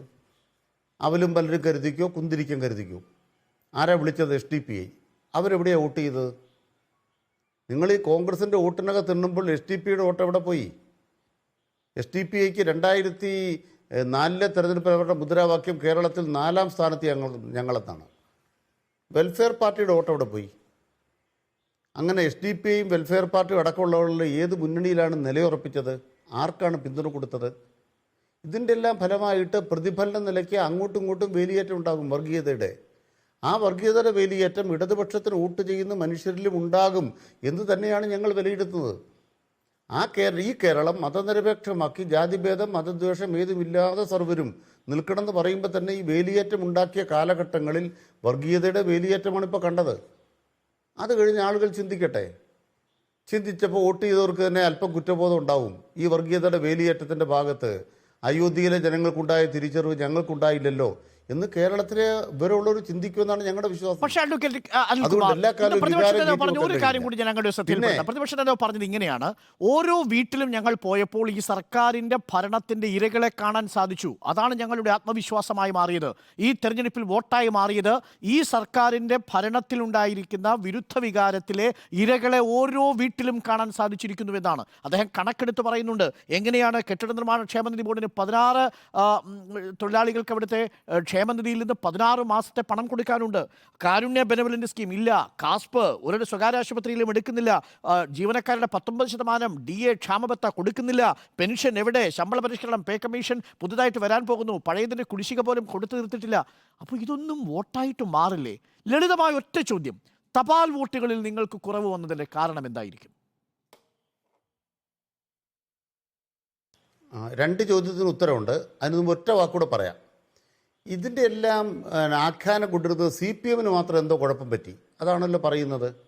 കെ കരുണാകരൻ്റെ മകൾ BJPയിലേക്ക് പോയി. BJPക്ക് കേരളത്തിൽ സ്വീകാര്യത ഉണ്ടാക്കിയതിന് ഒരു കുറ്റമില്ല. AK ആന്റണിയുടെ മകൻ അങ്ങോട്ട് പോയപ്പം ചില ആളുകൾ പറഞ്ഞല്ലോ, എന്തോ ഒരു പ്രശ്നമൊക്കെ പറഞ്ഞല്ലോ, പിതൃവുമായിട്ട് ബന്ധപ്പെട്ടൊരു കാര്യം പറഞ്ഞല്ലോ. പക്ഷേ AK ആന്റണിയുടെ മകൻ അങ്ങോട്ട് പോയിട്ട് ആർക്കും ഒരു വിഷമമില്ല. അങ്ങനെ കോൺഗ്രസിൻ്റെ മുഖ്യമന്ത്രിമാരുടെ മക്കൾ അങ്ങോട്ട് ക്യൂ ആയി പോയത് മാത്രമല്ല, ഈ BJPക്ക് വേണ്ടി മത്സരിച്ചവരിൽ 4 പേരോ 5 പേരോ പഴയ കോൺഗ്രസ്സുകാരാണ്, പഴയ UDFകാരാണ്. ഇതെല്ലാം ഇങ്ങനെ ഒഴുകിപ്പോയിട്ട് BJPക്ക് ഇവിടെ സ്വീകാര്യത ഉണ്ടാക്കി കൊടുത്ത ഒരു നിലപാട് നടപ്പാക്കിയ കോൺഗ്രസിന് യാതൊരു ഉത്തരവാദിത്വമില്ല. മുഴുവൻ ഉത്തരവാദിത്വം സുരേന്ദ്രൻ പിടിച്ച വോട്ട് പോലും പിടിച്ചില്ല ശ്രീ അനിൽകുമാർ. ഞാൻ പറയട്ടെ അരുൺ മനസ്സിലാക്കാത്ത എന്താണ്? അരുണ് ദയവായി മനസ്സിലാവാത്ത എന്താണ്? ഞങ്ങൾ മനുഷ്യന് വോട്ട് ചെയ്തതിനെ കുറിച്ചാണ് പറഞ്ഞത്. അരുണാന്റണി ജയിച്ചോന്നല്ല ഞാൻ പറയണത്. BJPക്ക് അങ്ങനെ വോട്ട് വർദ്ധിച്ചു. ഒരു ഉത്തരം ഞാൻ പറഞ്ഞു. ആ ഉത്തരത്തിൽ പറയുന്നത് ഇവിടെ നടന്ന വർഗീയവൽക്കരണമാണ്. കുന്തിരിക്കം കരുതിക്കോ അവലും മരുന്നും കരുതിക്കോ എന്നൊരു കൂട്ടർ വിളിച്ചാൽ അതിന് പ്രതിഫലനം ഉണ്ടാകും. അത് ഹിന്ദുത്വ രാഷ്ട്രീയം മുതലെടുത്തു എന്നാണ് എൻ്റെ ഒരു ഉത്തരം. അതിനെ പിന്തുണച്ച UDFന് അതിൻ്റെ ഉത്തരവാദിത്വം ഇല്ല എന്ന് പറഞ്ഞാൽ എനിക്ക് തീരെ മനസ്സിലാകുകയില്ല. രണ്ടാമത്തെ പ്രധാനപ്പെട്ട കാര്യം ഞാൻ പറയുന്നത്, കോൺഗ്രസ് നേതാക്കന്മാർ ക്യൂ നിന്ന് BJPയിലേക്ക് പോയി. അതിൽ ചെറിയ ആളുകളല്ല, കരുണാകരൻ്റെയും ആന്റണിയുടെയും മക്കൾ. അവരെ തള്ളിപ്പറഞ്ഞില്ല ശക്തിയായി കോൺഗ്രസ്. ആന്റണി പറഞ്ഞു ഇനി ഞാൻ അതിനെക്കുറിച്ച് സംസാരിക്കില്ല, 10ന്റെ പ്രചരണത്തിന് പോകില്ല. അപ്പോൾ അവർക്കുണ്ടായൊരു സ്വീകാര്യതയ്ക്ക് അതൊരു കാരണമാണെന്ന് എൻ്റെ മറ്റൊരു വാദം. അങ്ങനെയല്ല. മൂന്നാമത് ഞാൻ വളരെ ആദ്യഘട്ടത്തിൽ കൃത്യമായി പറഞ്ഞതിന്റെ തന്നെ പറഞ്ഞു, ഇവിടെ അടിസ്ഥാനപരമായ ആന്റോ കാര്യം ആന്റണി പറയുകയാണ്. തന്നെ ജയിക്കും, ആന്റോ ആന്റണി തന്നെ ജയിക്കും എന്ന് പലതവണ മാധ്യമങ്ങളോട് പറഞ്ഞു ശ്രീ അനിൽകുമാർ. ഒരു കാര്യം കൂടി, നിങ്ങൾ ഇപ്പോഴും പി ജയരാജൻ പറഞ്ഞത് പോലും അംഗീകരിക്കാത്തത് എന്താണ്? പാഠം പഠിക്കണം, ജനങ്ങൾക്കൊപ്പം നിൽക്കണം, തെറ്റുകൾ തിരുത്തണം, ഇതൊക്കെ പറഞ്ഞിരിക്കുന്നത് ഈ സർക്കാരിന്റെ പ്രവർത്തനത്തെക്കുറിച്ച് കൂടിയാണെന്ന് CPM-ന് ബോധ്യപ്പെടാതെ പോകുന്നത് എന്തുകൊണ്ടാണ് ശ്രീ അനിൽകുമാർ? CPM-ന്റെ ബോധ്യം ഞാൻ പറയാൻ പോവാണ്. അതിന് മുമ്പ് ഒരു വാക്കുകൂടെ പറയാം. ഡൽഹിയിൽ പോയിട്ട് ആം ആദ്മി പാർട്ടിയുടെ കെജ്രിവാൾ രാജിവെക്കണമെന്ന് ഞങ്ങൾ പറയില്ല. സീതാറാം യെച്ചൂരി അവിടെ വോട്ട് ചെയ്തല്ലോ, അരുൺകുമാർ ഓർപ്പിച്ചല്ലോ. ആം ആദ്മി പാർട്ടിയുടെ മുഖ്യമന്ത്രി കെജ്രിവാൾ രാജിവെക്കണമെന്ന് CPM പറയില്ല. ആം ആദ്മി പാർട്ടിയുടെ ജീർണത കൊണ്ടാണ് ഡൽഹിയിൽ തോറ്റതെന്ന് ഞങ്ങൾ പറയില്ല. എന്താ പറയാത്തതിന് കാരണം? ഒരു ദേശീയ രാഷ്ട്രീയത്തിൻ്റെ ഭാഗമായിട്ടാണ് ആം ആദ്മി പാർട്ടിക്ക് പഞ്ചാബിൽ വിജയം, ഇപ്പുറം തോൽവി. ഇത് മനസ്സിലാക്കാനുള്ള വിവേകം സതീശൻ ഇല്ലാതെ വന്നാൽ സതീശൻ്റെ ഇത്തിരി വട്ടത്തിലുള്ള ബുദ്ധിയുള്ളൂ. ഇനി എന്താണ് അങ്ങ് ശരിയായി സൂചിപ്പിച്ച ഭരണവുമായി ബന്ധപ്പെട്ട പ്രശ്നങ്ങളുണ്ട്. ഞങ്ങൾ പറഞ്ഞ പ്രശ്നമില്ലെന്ന്, ഈ പറയുന്ന ഏതെങ്കിലും വിഷയം ഇല്ലെന്ന് ഞങ്ങൾ പറഞ്ഞോ? ക്ഷേമ പെൻഷൻ 5 മാസം കുടിശ്ശിക ഇല്ലെന്ന് ഞങ്ങൾ പറഞ്ഞോ? സർക്കാർ ജീവനക്കാർക്ക് DA കൊടുക്കാൻ പറ്റിയിട്ടില്ല ഞങ്ങൾ പറഞ്ഞു? ഈ ഏതെങ്കിലും ഒരു കാര്യം ഞങ്ങളുടെ ഇടതുപക്ഷ ജനാധിപത്യത്തിലുള്ള സർക്കാരിന്റെ പിടിപ്പുകൾ കൊണ്ട് സംഭവിച്ചതാണോ? ഇതാണ് ഞങ്ങളുടെ ചോദ്യം. ഓക്കെ, പ്രശ്നം എന്താണ്? ഇന്ത്യ രാജ്യത്ത് ഇപ്പോൾ അധികാരത്തിലിരിക്കുന്ന നരേന്ദ്രമോദി സർക്കാർ മനസ്സിലായി. ഞാൻ അതിലേക്ക് വരാം. അതിന് മുമ്പ് അല്ല, മറുപടി പറയാൻ അവസരം തരണം. ദയവായി കേൾക്കണം. സാർ, അങ്ങേക്ക് അധിക സമയം നൽകി ഉൾക്കൊള്ളിക്കണം. സൂചനകളായി അടുത്ത റൗണ്ടിൽ പറയാം. 30 സെക്കൻഡ്സ് കൊണ്ട് ചുരുക്കണം സാർ, പ്ലീസ്. അത്രേ ഉള്ളൂ. ഞങ്ങൾ പറയുന്ന കേസ് ഇത്രേ ഉള്ളൂ. കേന്ദ്ര സർക്കാർ നടപ്പാക്കിയ തെറ്റായ ഈ കേരളത്തിനെതിരായ കടന്നാക്രമണം കൊണ്ടാണ് ഞങ്ങൾക്ക് ഇത്രയും ആബാധ വന്നത് എന്ന് നാട്ടുകാരോട് പറയാനാണ് ഞങ്ങൾ നവകേരള സദസ്സിന് പോയത്. കേരളത്തിലെ പ്രതിപക്ഷ MP-മാരോ അതിനെ എതിർത്തില്ല. എന്നിട്ടും ജനങ്ങൾ അവർ വോട്ട് ചെയ്തെന്നുള്ള യാഥാർത്ഥ്യമാണ്. അവരുടെ മുന്നിൽ ഒരു ദൃശ്യം ഉണ്ടായിരുന്നു. മുഖ്യമന്ത്രി പറഞ്ഞ രക്ഷാപ്രവർത്തനം പൂച്ചട്ടി എടുത്ത് തലക്കടിച്ച് പൊട്ടിച്ചു കഴിഞ്ഞാൽ ആ നവകേരള സദസ്സിനെ പിന്നെ ആര് വിശ്വസിക്കും സാർ? അവിടെയാണ് ഞാൻ കൃത്യമായിട്ട് ഉത്തരം പറയുന്നത്. നവകേരള സദസ്സിനെ എന്തിനാ തടയാൻ പോയത്? ഇവര് എന്താവശ്യത്തിനാ തടയാൻ പോയത്? എന്തായിരുന്നു മുദ്രാവാക്യം? ഞങ്ങള് ജനങ്ങളെ കാണാൻ നവകേരള സദസ്സ് നടത്താൻ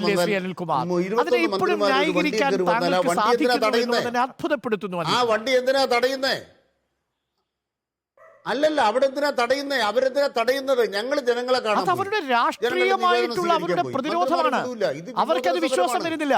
ഇത് സർക്കാരിന്റെ പിടിപ്പുകൾ മറച്ചു വെക്കാൻ വേണ്ടി സർക്കാരിന്റെ പണം എടുത്തിട്ട് രാഷ്ട്രീയ പ്രചരണം നടത്തുന്നു എന്നതാണ് UDF-ന്റെ ആഗ്രഹം. അരുൺകുമാർ പിന്തുണച്ചു, നന്നായിരിക്കട്ടെ. അതെ, ഞങ്ങൾ ജനങ്ങളെ കാണാൻ പോയ മുഖ്യമന്ത്രിയെ ആക്രമിക്കാൻ കുറെ പേരെ പറഞ്ഞു വിട്ടു, ഒരു കാര്യമില്ലാതെ. അവരാക്രമിക്കാൻ വന്നു, മുഖ്യമന്ത്രിയെ ചെരുപ്പെറിയുന്നു, വണ്ടിക്കിട്ട് ചെരുപ്പെറിയുന്നു. ഇതെല്ലാം കൊള്ളാണ്, ജനാധിപത്യ സമരമാണ്. അപ്പോൾ രക്ഷാപ്രവർത്തനം നടത്തി. ഒടുവിലിപ്പോൾ ഞങ്ങളത് സ്വീകരിക്കാൻ തയ്യാറാണ്. ഒടുവിലിപ്പോൾ തെരഞ്ഞെടുപ്പിൽ പരാജയം ഏറ്റുവാങ്ങി ഏറ്റവും മുതിർന്ന നേതാക്കൾ, പോളിറ്റ് ബ്യൂറോ അംഗം, കേന്ദ്ര കമ്മിറ്റി അംഗം, 2 ജില്ലാ സെക്രട്ടറിമാർ ഇപ്പോൾ ആ പരാജയം ഏറ്റുവാങ്ങി പരാജയത്തിന്റെ പടുകുഴിയിൽ വാങ്ങിയിരിക്കുന്നു. അങ്ങനെ കൂടി പറയണം സാർ. ഒരു നിമിഷം, ഞാനൊന്ന് കോൺഗ്രസ് പ്രതിനിധിയിലേക്ക് കൂടി ഒന്ന് പോയി വരാം. ശ്രീ രാജു പി നായർ ഇവിടെ വളരെ പ്രധാനപ്പെട്ട ഒരു നിരീക്ഷണം വെച്ചിരിക്കുന്നത് നോക്കൂ. വർഗീയമായിട്ടുള്ള ഒരു വലിയ വേലിയേറ്റം ഉണ്ടാകുമ്പോൾ ചില കോട്ടകൾ ഒലിച്ചു പോവുക സ്വാഭാവികമാണ്. അതിന് CPM എടുത്തിരിക്കുന്ന നിലപാട് നോക്കൂ. ഒരിക്കലും മോദിയുമായി കോംപ്രമൈസ് ചെയ്തിട്ടില്ല എന്നതാണ്. അതിൽ CPM എടുത്തിരിക്കുന്ന നിലപാടുണ്ട്. ശരി, അവരുടെ ഭരണത്തിൽ വന്നിരിക്കുന്ന പാളിച്ചകളുണ്ടോ അത് പരിശോധിക്കും, ജനങ്ങളിലേക്ക് ചെല്ലും. ഈ പ്രതിച്ഛായ ഏതെങ്കിലും തരത്തിൽ മോശം വന്നിട്ടുണ്ടെങ്കിൽ നന്നാക്കും. കഴിഞ്ഞ വർഷവും അങ്ങനെ തന്നെയല്ലേ? 2019 ഇതേപോലെ വിജയം കൊണ്ട് നിങ്ങൾ മത്തുപിടിച്ചപ്പോൾ യഥാർത്ഥത്തിൽ ഉണർന്ന് പ്രവർത്തിച്ച് CPM പിന്നീട് വരുന്ന വരവ് കണ്ടില്ലേ? തദ്ദേശ തെരഞ്ഞെടുപ്പിലും നിയമസഭയിലും അത്ഭുതകരമായ അസൂയാവഹമായ നേട്ടമാണ് സ്വന്തമാക്കിയത്. പാർട്ടി തലത്തിൽ ചിന്തിച്ചു തുടങ്ങുകയാണ് ശ്രീ രാജു പി നായർ. അതുകൊണ്ട് അത് ചിന്തിക്കട്ടെ. അത് തീർച്ചയായിട്ടും ഞങ്ങൾ വെല്ലുവിളിയായിട്ട് തന്നെ ഏറ്റെടുക്കും, അക്കാര്യത്തിൽ സംശയമില്ല. പക്ഷേ ഇവിടെ പറയുന്ന 1-2 കാര്യങ്ങൾ എനിക്കൊന്നത് മതിയായ സമയം തരണം. ശ്രീ അനിൽകുമാർ ഒട്ടേറെ സമയം എടുത്താണ് കാര്യങ്ങൾ പറഞ്ഞത്. അത്രയും സമയം എനിക്ക് തരണം എന്ന് ഞാൻ അഭ്യർത്ഥിക്കാം. ഒന്ന് നോക്കൂ, എത്ര കണിശതയോടുകൂടി RSSനെ പോലും തോന്നിപ്പിക്കുന്ന രീതിയിലാണ് വർഗീയത അനിൽകുമാറുടെ കടത്തിവിടുന്നതെന്ന് നോക്കൂ. ഇവിടെ SDP-യുടെ ഉൾപ്പെടെയുള്ള പിന്തുണയെ സംബന്ധിച്ച് UDF-നെ പ്രതിക്കൂട്ടിലാക്കാൻ നിൽക്കുകയാണ്. വർഗീയത ഉപയോഗിക്കുന്നതിനെ സംബന്ധിച്ച് ഞാൻ ചോദിക്കട്ടെ, വടകരയിൽ വർഗീയത ഉപയോഗിച്ചതാരാ? ഷാഫി പറമ്പിൽ അവിടെ ചെന്നപ്പോൾ ഒത്തുകൂടിയ ജനങ്ങളെ കണ്ടപ്പോൾ മതാന്തത ബാധിച്ച ഒരു ജനക്കൂട്ടം എന്ന് പറയുന്നത് CPM-ന്റെ നേതാവാണ്, RSS-ന്റെ അല്ല, CPM-ന്റെ നേതാവായിരുന്നു. ഷാഫി പറമ്പിൽ എന്നുള്ള ഒരു ഒറ്റ പേര് കൊണ്ടല്ലേ അത് വർഗീയതയാക്കി മാറ്റിയത്? അതല്ലെങ്കിൽ അരുൺകുമാറിന് ഷാഫി പറമ്പിൽ ഇതിനു മുമ്പ് പറഞ്ഞിട്ടുള്ള ഏതെങ്കിലും ഒരു വർഗീയ പ്രസ്താവന ഒരൊറ്റ ഫേസ്ബുക്ക് പോസ്റ്റ്, ഒരൊറ്റ പ്രസംഗം കാണിക്കാൻ സാധിക്കോ? ഷാഫി പറമ്പിൽ ഈ സംസ്ഥാനത്ത് മതേതരത്വത്തിന്റെ ഏറ്റവും വലിയ പ്രതീകമായിട്ട് നിന്ന മനുഷ്യനാണ്. അയാളെ വർഗീയവാദിയാക്കിയത് എങ്ങനെയാ? ഷാഫി പറമ്പിൽ ജയിച്ചാൽ കേരളത്തിന്റെ മതേതരത്വം തകർന്നു എന്ന് ചിന്തിക്കേണ്ടി വരുമെന്ന് പറഞ്ഞതാരാ? അപ്പോൾ വർഗീയത RSSനെ പോലെ തന്നെ കേരളത്തിൽ കളിക്കുന്ന ഏറ്റവും വലിയ പാർട്ടി CPM ആണ്. അതിനൊട്ടേറെ ചരിത്ര പശ്ചാത്തലമുണ്ട്. ഞാനൊന്നും പറയുന്നില്ല. 91 ജനറൽ കൗൺസിൽ EMSന്റെ പ്രസ്താവന ഉൾപ്പെടെ നമുക്ക് എടുത്ത് വാദിക്കാം. ഞാൻ തൽക്കാലം സമയം കളയുന്നതിന് വേണ്ടി അതിനൊന്നും ഞാൻ നോക്കുന്നില്ല. പിന്നെ പറയുന്നത് കോൺഗ്രസിന്റെ നേതാക്കന്മാർ പോയി. ശരിയാണ്, കോൺഗ്രസിന്റെ നേതാക്കന്മാരുടെ മക്കൾ 2-3 പേര് പോയിട്ടുണ്ട്. പക്ഷെ കോൺഗ്രസ് അതിനെ പ്രതിരോധിച്ചിട്ടുണ്ട്. ഞാനൊന്ന് ചോദിക്കട്ടെ, പുറത്തേക്ക് പോയ കോൺഗ്രസിന്റെ നേതാക്കന്മാരാണോ അല്ലെങ്കിൽ BJPയുമായി ചർച്ച നടത്തി അകത്ത് നിന്ന് CPMന്റെ നേതാക്കന്മാരാണോ CPMന് ദോഷം ചെയ്യുന്നത്? നിങ്ങൾ എന്തുകൊണ്ട് EP ജയരാജൻ പ്രകാശ് ജാവ്ദേക്കറുമായി നടത്തിയ ചർച്ച പാർട്ടിയോട് അറിയിക്കാഞ്ഞിട്ട് പോലും എന്തുകൊണ്ട് EP ജയരാജനെതിരെ ഒരക്ഷരം മിണ്ടാൻ ഈ CPMന് കഴിയുന്നില്ല? കാരണം CPM ഈ തെരഞ്ഞെടുപ്പ് മുഴുവൻ കോൺഗ്രസ് വിരുദ്ധതയായിരുന്നു. അരുൺ, BJP വിരുദ്ധത CPMന്റെ ഈ തെരഞ്ഞെടുപ്പിൽ രാഷ്ട്രീയത്തിൽ ഒരിടത്തും ഉണ്ടായിരുന്നില്ല. ഞാൻ അരുൺകുമാറിനോട് ചോദിക്കട്ടെ, അരുൺകുമാർ ഒന്ന് അന്വേഷിച്ച് നോക്കൂ. ഈ തെരഞ്ഞെടുപ്പിന് ശേഷം കേരളത്തിന്റെ മുഖ്യമന്ത്രി, പോളിറ്റ് ബ്യൂറോ മെമ്പർ, ഏക CPM മുഖ്യമന്ത്രി, മറ്റ് സംസ്ഥാനങ്ങൾ തെരഞ്ഞെടുപ്പ് പ്രചരണത്തിന് പോയില്ല എന്നുള്ളത് നമ്മൾ ഒട്ടേറെ പറഞ്ഞിട്ടുണ്ട്. റഹീം DYFIയുടെ അഖിലേന്ത്യാ പ്രസിഡന്റ് അല്ലേ? എവിടെയെങ്കിലും ഒരിടത്ത് പോയോ? ഇവിടുത്തെ DYFIയുടെ സംസ്ഥാന നേതാക്കന്മാർ ഏതെങ്കിലും ചുരുങ്ങിയ പക്ഷം ഈ രാജ്യത്ത് CPMന്റെ ദേശീയ പദവി നിലനിർത്തേണ്ട ഒരു ബാധ്യതയുള്ള പാർട്ടിയായിരുന്നില്ലേ? അവര് രാജസ്ഥാനിൽ സിക്കറിൽ കോൺഗ്രസ് സീറ്റ് കൊടുത്തിട്ട് പോലും ആ സ്ഥാനാർത്ഥി ജയിപ്പിക്കാൻ പോലും പോയോ? പക്ഷേ അപ്പോഴും രാജു പി നായർ നോക്കൂ, കേരളത്തിൽ വന്ന് നിങ്ങളുടെ സഖ്യകക്ഷിയെ രാജസ്ഥാനിൽ മത്സരിക്കുന്ന പാർട്ടിയിലെ പോളിറ്റ് ബ്യൂറോ അംഗത്തിനെ അറസ്റ്റ് ചെയ്യാത്തത് എന്തുകൊണ്ട് എന്ന് വിഷമിച്ചയാളാണ് രാഹുൽ ഗാന്ധി. തീർച്ചയായിട്ടും വിഷമിക്കും. കാരണം എന്താ? ഞാൻ എപ്പോഴും പറയുന്നൊരു കാര്യമുണ്ട്, ഞങ്ങൾക്ക് CPMമായിട്ട് പ്രശ്നമില്ല. അതുകൊണ്ടാണ് രാജസ്ഥാനിൽ സിക്കറിൽ CPMന് സീറ്റ് കൊടുക്കാൻ ഞങ്ങൾക്ക് പൂർണ്ണ മനസ്സുണ്ടായിരുന്നത്. ചരിത്രം നോക്കൂ, 2020 സീതാറാം യെച്ചൂരിയെ ബംഗാളിൽ നിന്ന് രാജ്യസഭയിലേക്ക് കൊണ്ടുവരാൻ അൺകണ്ടീഷണൽ സപ്പോർട്ട് കൊടുക്കാതെ പറഞ്ഞ പാർട്ടിയാണ് കോൺഗ്രസ്. അന്ന് ആരാ എതിർത്തത്? കേരള ഘടകം. ഈ കേരള ഘടകം, ഞാൻ ചോദിക്കട്ടെ, CPMും BJPയും കൂടി പരസ്യമായിട്ട് ബാന്ധവം ഉണ്ടാക്കിയെന്ന് EP ജയരാജന്റെ പ്രസ്താവനകൾ ഉൾപ്പെടെ മുഴുവൻ സൂചന തരുമ്പോൾ BJPക്കെതിരെ പോരാടുന്ന കോൺഗ്രസ് പിണറായി വിജയനെ അംഗീകരിച്ചുകൊണ്ട് മുന്നോട്ട് പോകാൻ പറ്റുമോ? വർഗീയതക്കെതിരെയുള്ള പോരാട്ടമാണെങ്കിൽ പിണറായി വിജയനെ BJPയോടൊപ്പം ചേർത്ത് കെട്ടി മാത്രമേ പ്രതിരോധിക്കാൻ കഴിയൂ. BJPക്ക് 25% വോട്ട് എത്തിച്ചു കൊടുക്കുക എന്നുള്ള പിണറായിയുടെ തെരഞ്ഞെടുപ്പ് സ്ട്രാറ്റജി വർക്ക്ഔട്ട് ചെയ്ത ഇലക്ഷനാണിത്. അങ്ങനെയാണെങ്കിൽ ഒറ്റ ചോദ്യം, 6 ലക്ഷം വോട്ടുകൾ കോൺഗ്രസിന് നഷ്ടപ്പെട്ടത് എങ്ങനെയായിരിക്കും ശ്രീ രാജു പി നായർ? അരുണ നഷ്ടപ്പെട്ട വോട്ടുകളുടെ ലക്ഷ്യം പറയുമ്പോൾ എത്ര വോട്ടിംഗ് ശതമാനം കൂടാ? അരുൺകുമാർ നല്ല ഒന്നാം തരം ഒരു മാധ്യമ പ്രവർത്തകനാണ്. വെറുതെ നമ്മൾ അത്തരത്തിലൊരു എണ്ണം വെച്ച് നമ്മൾ പറഞ്ഞ് ഒരു പാർട്ടിയെ കുറ്റപ്പെടുത്താൻ കഴിയില്ല. എത്ര വോട്ട് കേരളത്തിൽ മുഴുവൻ കുറഞ്ഞു എന്ന് പറയട്ടെ, അതൊക്കെ വെറുതെ ന്യായീകരണത്തിന് പറയുന്നതുകൊണ്ടാണ് ഞാൻ അതിനെക്കുറിച്ച് പറയാഞ്ഞത്. അരുൺകുമാർ അത് ചോദിക്കരുത്. കാരണം എത്ര ലക്ഷം വോട്ട് കേരളത്തിൽ മുഴുവൻ ഈ തെരഞ്ഞെടുപ്പിൽ വോട്ടുണ്ടായില്ല, പെർസെന്റേജ് എത്ര കുറഞ്ഞു എന്ന് അന്വേഷിച്ച് നോക്കുക. ഞാൻ ചോദിക്കുന്ന ഒറ്റ കാര്യം ഇതാണ്, പിണറായി വിജയന് BJP എന്ന് പറയുന്നത് ഒരു എതിരാളിയായിരുന്നെങ്കിൽ ഈ കേരളത്തിലെ തെരഞ്ഞെടുപ്പിന് ശേഷം എവിടെയെങ്കിലും ഒരിടത്ത് BJPക്കെതിരെ സംസാരിച്ചിട്ടുണ്ടോ? ഇവിടെ BJPയുമായി നേരത്തെ ചോദിച്ചു, ശരിക്കും മറുപടി വേണം, എനിക്കൊരു ഇടവേള വേണം, അതുകൊണ്ട് മാത്രം ഞാൻ 30 സെക്കൻഡ്സ്. അല്ല, അപ്പൊ അതാണ് ഇവിടുത്തെ കാര്യം. പിന്നെ നവകേരള സദസ്സിനെ കുറിച്ച് പറയുകയാണ് അരുൺകുമാർ. ഇതാണ്, ഇവർക്ക് ഇപ്പോഴും ആ ബസ് അവിടെ നിന്ന് പോന്നിട്ടില്ല. ഈ കേരളത്തിലെ ജനങ്ങൾ ഇവര് മുഴുവൻ, ഞാൻ ചോദിക്കട്ടെ, കേന്ദ്ര അവഗണന ഉണ്ട് എന്നുള്ളത് ശരിയാണ്. ഇവര് പറഞ്ഞ ഊതിപ്പെരിപ്പിച്ച കണക്കൊന്നുമല്ല, അതിനപ്പുറം മറ്റു യാഥാർത്ഥ്യങ്ങളൊന്നറിയാം. പക്ഷെ അരുൺകുമാർ എന്തിനെ കുറിച്ച് വേണം ചോദിച്ചോ? തദ്ദേശ സ്വയംഭരണ സ്ഥാപനങ്ങൾക്ക് വിഹിതം കൊടുക്കാത്തത്, പെൻഷൻ കൊടുക്കാത്തത്, സർക്കാർ ജോലിക്കാർക്ക് ശമ്പളം കൊടുക്കാത്തത് മുതൽ ഈ കേരളത്തിലെ ഏത് പ്രശ്നം ചോദിച്ചാലും കേന്ദ്ര അവഗണനയാണെങ്കിൽ ഇതെന്തിനാ അവിടെ ഇരിക്കുന്നത്? അവിടെ നിന്ന് ഇറങ്ങിപ്പോയിക്കൂടെ? ഇതൊന്നും ചെയ്യാൻ കഴിയാത്ത ഒരു സർക്കാരാണ് പിണറായി വിജയനെങ്കിൽ നിങ്ങളുടെ നികുതി വരുമാനം വർദ്ധിപ്പിക്കാൻ നിങ്ങൾക്ക് സാധിച്ചിട്ടില്ല. നിങ്ങൾക്ക് നികുതി പിരിച്ചെടുക്കാൻ സാധിച്ചില്ല. എണ്ണി അക്കമിട്ട് പറഞ്ഞല്ലോ, ബാറുകളുടെ ടാക്സ്, സ്വർണ്ണക്കടകളുടെ ടാക്സ്, ഉൾപ്പെടെയുള്ള ടാക്സ് എവിടെ വഴിയാണ് അല്ല, അതിൽ പോയത്? വസ്തുതാപരമായ ഒരു പ്രശ്നമുള്ളത് 25,000 കോടി നികുതിയേതര വരുമാനത്തിന്റെ എങ്ങനെയാണ് കാര്യത്തിൽ കേരളത്തിൽ വർധനവ് ഉണ്ടായിട്ടുണ്ട്. നഷ്ടപ്പെട്ടത്? നികുതി പിരിച്ചെടുക്കുന്ന കാര്യത്തിലും താരതമ്യേന വർധനവ് രേഖപ്പെടുത്തിയിട്ടുണ്ട്. പക്ഷേ പോരാ, 20,000 കോടിയിലധികം ഉണ്ടെങ്കിൽ മാത്രമേ ഇതിലേതെങ്കിലും പറയുന്ന ക്ഷേമാശ്വാസമോ ക്ഷാമബത്തയോ എങ്കിലും ഒരു മിനിമം ഗഡുക്കളെങ്കിലും കൊടുത്തു തീർക്കാൻ കഴിയൂ. വളരെ പ്രധാനപ്പെട്ട കാര്യമാണ്. താങ്കൾ പറഞ്ഞത് ശരിയാണ്. എല്ലാ കാര്യങ്ങളും കേന്ദ്രത്തിൽ നിന്ന് വരണമെങ്കിൽ പിന്നെ സംസ്ഥാന സർക്കാർ എന്തിനാണെന്ന് പ്രധാനപ്പെട്ട ചോദ്യം താങ്കൾ ചോദിച്ചു. അരുൺ, ഞാൻ പറയാം. ഒരൊറ്റ ചോദ്യത്തിന് കൂടി എനിക്ക് അൽക്കുമാറിന്റെ മറുപടി വേണം. പോകണം. താങ്കൾ ചുരുക്കണം. അല്ല, ഞാൻ തീർക്കാം. 10 സെക്കൻഡ് ഞാൻ തീർക്കാം. ഞാനും അരുൺകുമാറും സോപ്പും ചീപ്പും കണ്ണാടിയും മേടിച്ച കൊടുക്കുന്ന ടാക്സ് ഗവൺമെന്റ് ഒരു പണിയെടുക്കണ്ട, അത് കൊടുക്കും. അത് മേടിച്ചിട്ട് മാത്രമേ കിട്ടുള്ളൂ. ഈ അധ്വാനം വേണ്ടത് എവിടെയാ? ഈ വ്യാപാര രംഗത്ത് നടക്കുന്ന ടാക്സ് വെട്ടിപ്പ് കണ്ടെത്താൻ വേണ്ടിയിട്ടാണ്. എന്ത് ടാക്സ് വെട്ടിപ്പ് കണ്ടുപിടിക്കാൻ വേണ്ടി ഈ സർക്കാർ ശ്രമിച്ചിട്ടുണ്ട്? എത്ര 10,000 കോടി രൂപ കേരളത്തിൽ വ്യവസായ രംഗത്ത് നടക്കുന്ന ടാക്സ് തട്ടിപ്പുകൾ കണ്ടുപിടിക്കാനുള്ള മാർഗങ്ങളുണ്ട്. ഇവിടുത്തെ ഇന്റലിജൻസ് ഏജൻസി റെയ്ഡ് നടത്തി ആ വാദം വ്യക്തമാണ്. ഞാൻ ടി പി ജയചന്ദ്രൻ മാഷിലേക്ക് വരാം, ഒപ്പം അനിൽകുമാറിലേക്ക് ഇടവേളയ്ക്ക് ശേഷം. തിരുത്തില്ലേ എന്നതാണ് ചോദ്യം, തിരുത്താൻ മടിയോ എന്നാണ് ചർച്ചയുടെ വിഷയം. നമുക്കിപ്പം BJP പ്രതിനിധി ടി പി ജയചന്ദ്രൻ മാഷുണ്ട്. മാഷേ, ഒരു പ്രധാന ചോദ്യം ഇതാണ്. ഇതൊരു താൽക്കാലിക പ്രതിഭാസം അല്ലെങ്കിൽ കേരളത്തിൽ BJP ഇനി കൂടുതൽ പരമ്പരാഗത വോട്ടുകളിലേക്ക്, കോട്ടകളിലേക്ക് ഒക്കെ എങ്ങനെയാണ് ഇനി വേര് നാട്ടുക എന്നൊരു ചോദ്യമുണ്ട്. ഇതൊരു സുരേഷ് ഗോപി പ്രതിഭാസമായി ചിലർ വിലയിരുത്തുന്നുണ്ട്.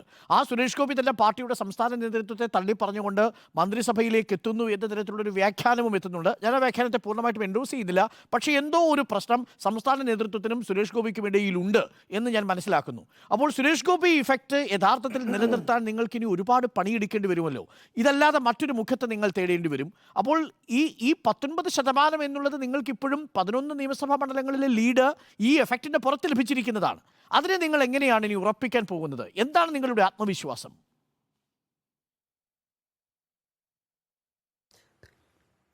ഡോക്ടർ അരുൺകുമാർ, ഇത് നിസ്സാരമായിട്ട് താങ്കൾ കഴിയുന്ന മാതിരി ഒരു പ്രതിഭാസമല്ല.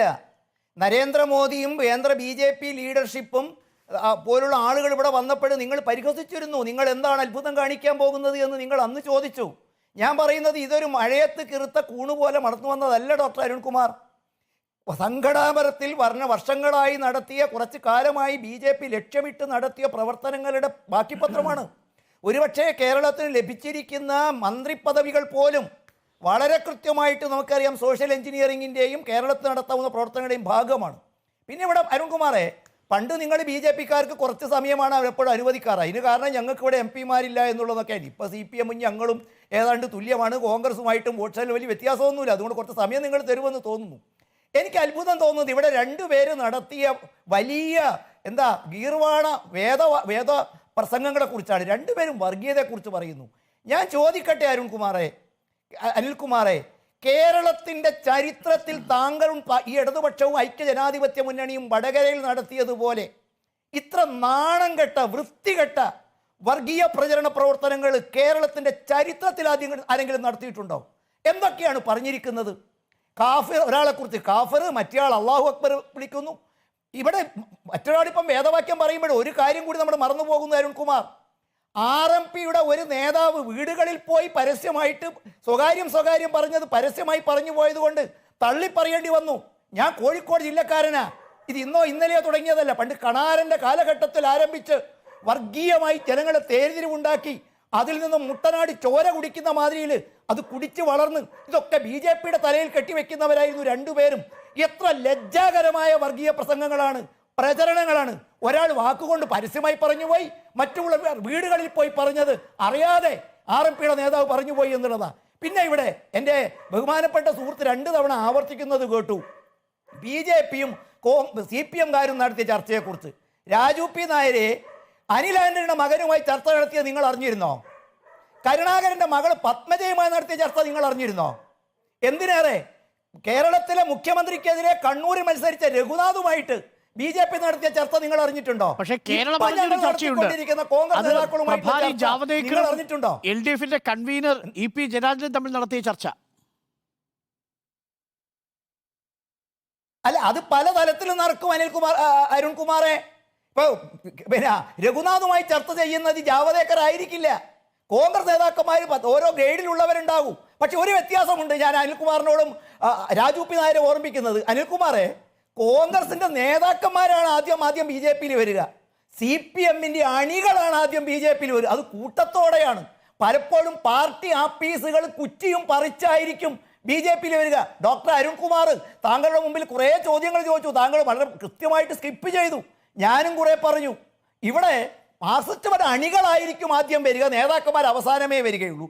കോൺഗ്രസിന്റെ നേതാക്കന്മാരാദ്യം വരും. രസകരമായ നെഗറ്റീവാണ്, രസകരമായ ഒരു വ്യാഖ്യാനമാണത്. ആ സ്റ്റേറ്റ്മെന്റ് ഞാൻ എടുക്കുന്നു. എനിക്കൊന്ന് മറുപടി വേണം അഡ്വക്കേറ്റ് അനിൽകുമാറിൽ നിന്ന്. അഡ്വക്കേറ്റ് അനിൽകുമാർ, ഈ വെസ്റ്റ് ബംഗാളിലും ത്രിപുരയിലും ഒക്കെ യഥാർത്ഥത്തിൽ സംഭവിച്ചത് അത് തന്നെയല്ലേ? വെസ്റ്റ് ബംഗാളിൽ ഇപ്പോഴും പോയി നോക്കൂ, അവിടെ കോൺഗ്രസിന്റെ വോട്ട് ബാങ്ക് ഇപ്പോഴും കോൺഗ്രസിലും തൃണമൂൽ കോൺഗ്രസിലുമായിട്ട് ലോക്കാണ്. ശങ്കർ റൈയുടെ കാലത്തിലുള്ള വോട്ടുകൾ. പക്ഷേ CPM-ന്റെ വോട്ടുകൾ BJP-യിലേക്ക് പോയി എന്നാണ് പൊതുവെയുള്ള ഒരു നിരീക്ഷണം. കേരളത്തിലും അങ്ങനെയാണോ സംഭവിക്കാൻ പോകുന്നത്? നിങ്ങളുടെ കല്യാശ്ശേരി, നിങ്ങളുടെ പയ്യന്നൂർ, ഈ ഭാഗങ്ങളിലെല്ലാം വലിയ വോട്ടുകൾ ഇളകുന്നു. ഇതാ മന്ത്രിയുടെ മണ്ഡലത്തിൽ 22,000 വോട്ടിന് ലീഡ് ചെയ്യുന്ന അവസ്ഥയുണ്ടാവുന്നു തലസ്ഥാനത്ത്. അപ്പോൾ അണികൾ ഇളകി തുടങ്ങിയോ BJP-യിലേക്ക്? എന്തായാലും ഭയങ്കരമായ ചരിത്രപരതയിലുള്ള പോരാട്ടങ്ങൾ നടന്ന മണ്ണാണ് കേരളം. അതിൻ്റെ ഉൽപ്പന്നമാണ് കേരളത്തിലെ CPM-ഉം അതിൻ്റെ അണികളും. പക്ഷേ വർഗ്ഗഘടനയിൽ മാറ്റങ്ങളൊക്കെ വരുന്നുണ്ട്, പുതിയ തലമുറ വരുന്നുണ്ട്. അതിൻ്റെ ഭാഗമായിട്ട് ആളുകളുടെ ചിന്തകളിൽ മാറ്റം വരുന്നുണ്ട്.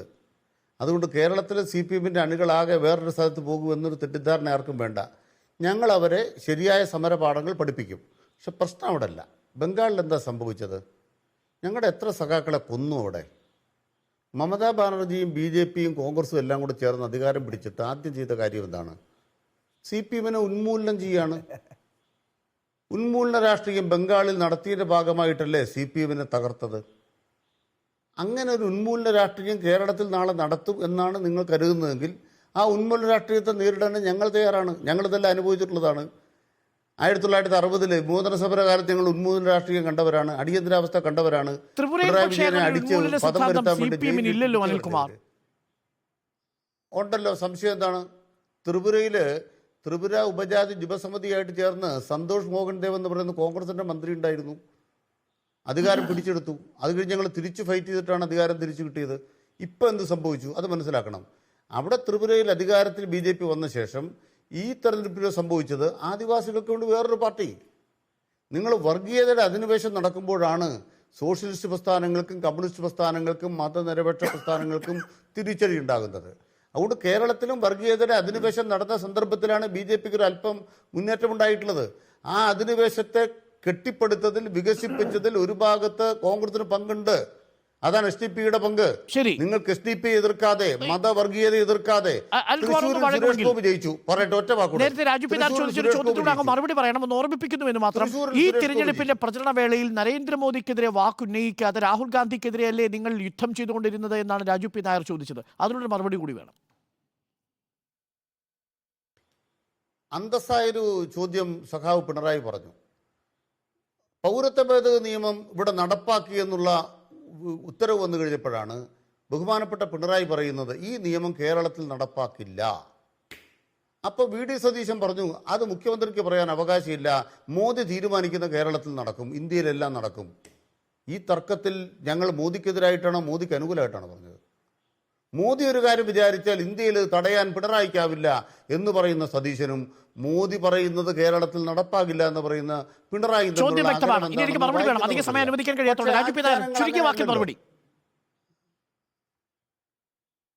അല്ലല്ല, അത് വളരെ വ്യക്തമാണ്. ഞാൻ ചോദിക്കട്ടെ, ഞങ്ങൾ ജനങ്ങളെ തെറ്റിദ്ധരിപ്പിക്കാനല്ല നോക്കിയത്. ഈ രാജ്യത്ത് പൗരത്വത്തിന്റെ പേരിൽ നടപ്പാക്കിയ ഒരു നിയമം ഒരു സംസ്ഥാന സർക്കാരിന് നടപ്പാക്കില്ല എന്ന് പറഞ്ഞാൽ, വാശി പിടിച്ചാൽ ചെയ്യാൻ കഴിയില്ല എന്നുള്ളത് നമുക്ക് വ്യക്തമല്ലേ? പക്ഷേ കേസിന് പോകാമല്ലോ. ആ സർക്കാർ കേസിന് പോയല്ലോ രാജു പി നായർ. ആ ഘട്ടത്തിൽ BJP-ക്ക് അനുകൂലമെന്ന് തോന്നുന്ന ഒരു പ്രസ്താവന പ്രതിപക്ഷ നേതാവ് നടത്താൻ പാടുണ്ടോ എന്നാണ് അനിൽകുമാറിന്റെ ചോദ്യം. BJP-ക്ക് അനുകൂലമല്ല. BJP-ക്ക് അനുകൂലമായിട്ടുള്ള പ്രസ്താവന ഇന്ന് ആലപ്പുഴയിൽ നിന്ന് കേട്ടത് അരുൺകുമാറിന് അറിയില്ലേ? സുധാകരൻ പറയുകയാണ് നരേന്ദ്രമോദി ഏറ്റവും മികച്ച നേതാവാണ്. ഇതാണോ ഈ പ്രസ്താവനയാണോ ഈ പ്രസ്താവനയാണോ ജനങ്ങൾക്ക് കൃത്യമായി നരേന്ദ്രമോദിയെ ഞങ്ങൾ പുറത്താക്കാനിരിക്കുകയാണ്? ഒന്ന് പറഞ്ഞേ, ദയവായി കേൾക്കൂ. നമ്മള് തെരഞ്ഞെടുപ്പിന് മുമ്പുള്ള കാര്യമാണ് സംസാരിക്കുന്നത്. അതിന് പറഞ്ഞ് ഒളിച്ചോടരുത്. തെരഞ്ഞെടുപ്പിന് മുന്നുള്ള കാര്യമാണ് പറയുന്നത്. തെരഞ്ഞെടുപ്പിന് മുന്നേ പൗരത്വ നടപ്പാക്കി മോദി. പറയട്ടെ, മോദിയുടെ വേല കേരളത്തിൽ നടക്കില്ല, ഞങ്ങൾ നടപ്പാക്കാൻ സമ്മതിക്കില്ല. പറയട്ടെ, ഇത് ഭരണഘടനാ വിരുദ്ധമാണ്. ഞങ്ങൾ സുപ്രീം കോടതി കേസ് കൊടുത്തിട്ടുണ്ട്. ഇത് കേരളത്തിൽ നടപ്പാക്കാൻ സമ്മതിക്കില്ല എന്ന് പറഞ്ഞാൽ അക്കാര്യത്തിൽ നമുക്ക് ഒരുമിച്ച് പൊരുതാം എന്ന് പറയുന്നതിന് പകരം മോദി ഒരു കാര്യം തീരുമാനിച്ചാൽ ഇന്ത്യ പോലെ നടന്നിരിക്കും, അത് കേരളത്തിൽ മാത്രമായിട്ട് തടയാനാവില്ല എന്ന മോദിക്ക് അനുകൂല പ്രസ്താവന ഞങ്ങളോട് പറയുകയാണ്. ഞങ്ങൾ എതിർത്തു. അരുൺകുമാർ, അങ്ങയോട് ഞാൻ ചോദിക്കുകയാണ്, ഈ കേന്ദ്ര നിയമം കേരളത്തിൽ മാത്രമായിട്ട് നടപ്പാക്കാൻ കഴിയില്ല എന്ന് അരുണിന് കൃത്യമായിട്ട് ബോധ്യമുണ്ടോ? എനിക്ക് ബോധ്യമുള്ള ഒരു കാര്യമുണ്ട്. കേരളത്തിൽ നിലവിൽ പൗരത്വ നിയമ ഭേദഗതിയുമായി ബന്ധപ്പെട്ടതിന്റെ പരിധിയിൽ വരുന്ന ഒരു ബെനിഫിഷ്യറിയും കേരളത്തിൽ ഒരു അപേക്ഷയും നൽകിയിട്ടില്ല. അതാണ് വാസ്തവം.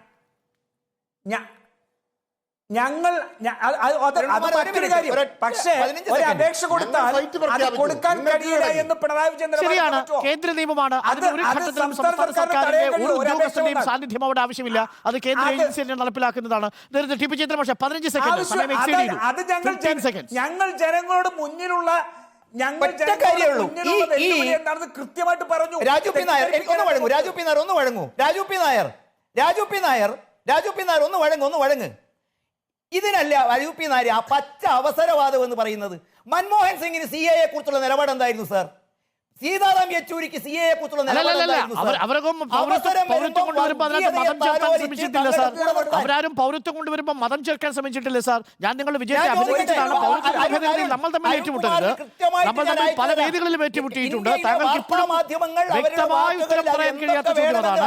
മതം ഉൾപ്പെടുത്തിയിട്ടില്ല പൗരത്വ നിയമ ഭേദഗതി. മൻമോഹൻ സിംഗ് മതം ഉൾപ്പെടുത്തിയിട്ടുണ്ടോ? മൻമോഹൻ സിംഗ് മതം ഉൾപ്പെടുത്തിയിട്ടുണ്ടോ? വളരെ കൃത്യമായിട്ട് ഞാൻ അയച്ചു തരാം താങ്കൾക്ക്. അന്നത്തെ പത്രവാർത്തകൾ അയച്ചു തരാം. മൻമോഹൻ സിംഗ് പറഞ്ഞത് ഞാൻ കേട്ടിട്ടുണ്ട്. മൻമോഹൻ സിംഗ് പൗരത്വ നിയമ ഭേദഗതിയുമായി ബന്ധപ്പെട്ട് മതമതം കലർത്താൻ ശ്രമിച്ചിട്ടില്ല. അതിലൊരു പ്രത്യേക മതത്തെ ഒഴിവാക്കണമെന്ന് ആവശ്യപ്പെട്ടിട്ടില്ല. മൻമോഹൻ സിംഗ് പറഞ്ഞത് എല്ലാവർക്കും ഇളവ് കൊടുക്കണമെന്നല്ല അനിൽകുമാർ നേതാവ് പറഞ്ഞത്. രാജു പി നായർ ഒന്ന് വഴങ്ങൂ. ഞാൻ കൃത്യമായിട്ട് പറയാം. ഡോക്ടർ അരുൺകുമാർ, രാഹുൽ ഗാന്ധി, രാജുവിന്റെ നേതാവ് മൻമോഹൻ സിംഗും സീതാറാം യെച്ചൂരിയും പറഞ്ഞത് എല്ലാവരെയും തുല്യമായി പരിഗണിക്കണമെന്നല്ല, പെർസിക്യൂഷൻ അനുഭവിച്ച മൈനോറിറ്റികൾക്ക് അതിന് ഇളവ് കൊടുക്കണമെന്ന് ഞാൻ താങ്കൾക്ക് അയച്ചു തരാം. വിധേയമായിട്ടുള്ള മൈനോറിറ്റി എന്ന് പറഞ്ഞാൽ അതിൽ എങ്ങനെയാണ് സാർ ഒരു രാജ്യത്തിന്റെ മൈനോറിറ്റി ഒഴിവാകുന്നത്? ശ്രീലങ്കയിലെ മൈനോറിറ്റി ഒഴിവാകുന്നത്, മ്യാൻമാറിലെ മൈനോറിറ്റി ഒഴിവാകുന്നത്, പാകിസ്ഥാനിലെ അഹമ്മദിയ വിഭാഗം ഒഴിവാകുന്നത്, ബുദ്ധമതക്കാർ, എല്ലാ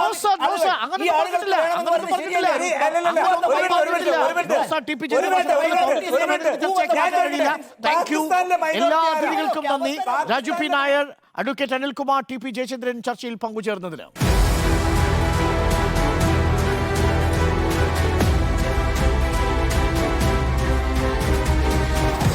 Debate with Arun Kumar.